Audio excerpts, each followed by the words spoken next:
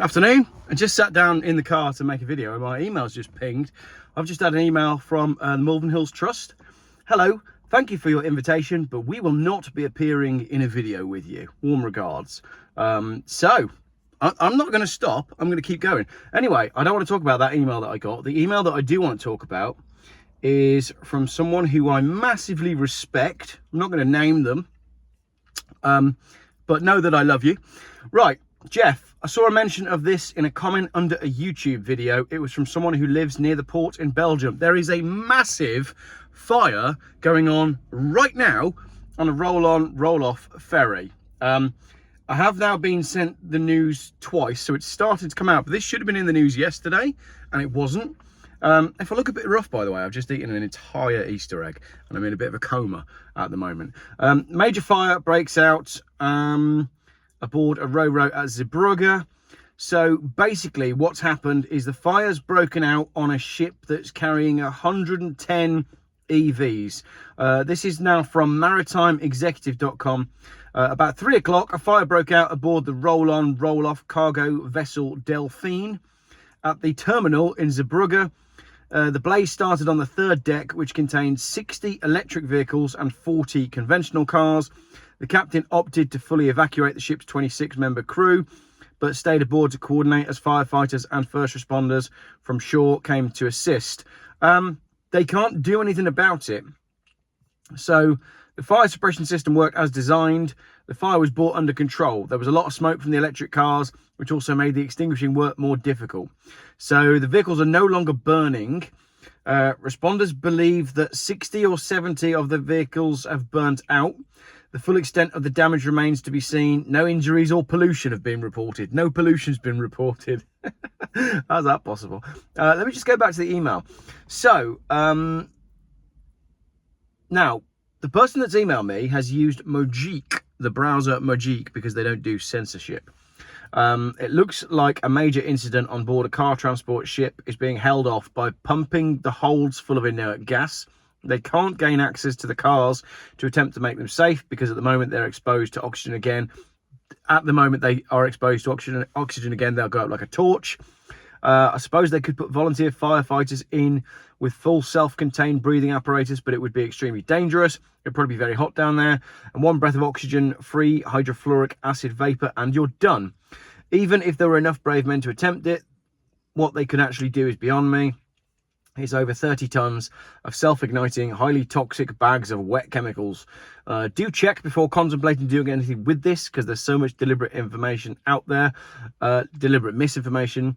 Loving your work. So thank you very much to the person that emailed that to me.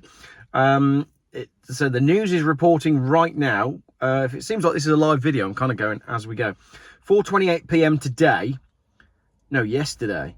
So it was published at 4:28 p.m. So if the fire started at 3 on Wednesday, how did they publish this at 4:28 p.m. on Wednesday, saying that the fire was out, when you can clearly see in the picture that they have not got access to the boat and they're spraying it from afar? I'll just show you my screen. Do it the old-fashioned way. Look. See? They're cooling down the hull. We've seen this before. So what is going on is the question, and that was from yesterday. Major fire brigade deployment in Zeebrugge, fire raging on ship, electric cars. I'm trying to see if there is anything new about that, but it doesn't look like there is. So basically, this isn't in the news yet. Let's have a quick look, see if there's anything on Twitter in the news section. Because the news hasn't broken yet. It's still being reported as on fire, by the looks of it, and there's not a great deal happening in the media. So there you go. Yet another, hands are still dirty. Open to suggestions on cleaning products, by the way.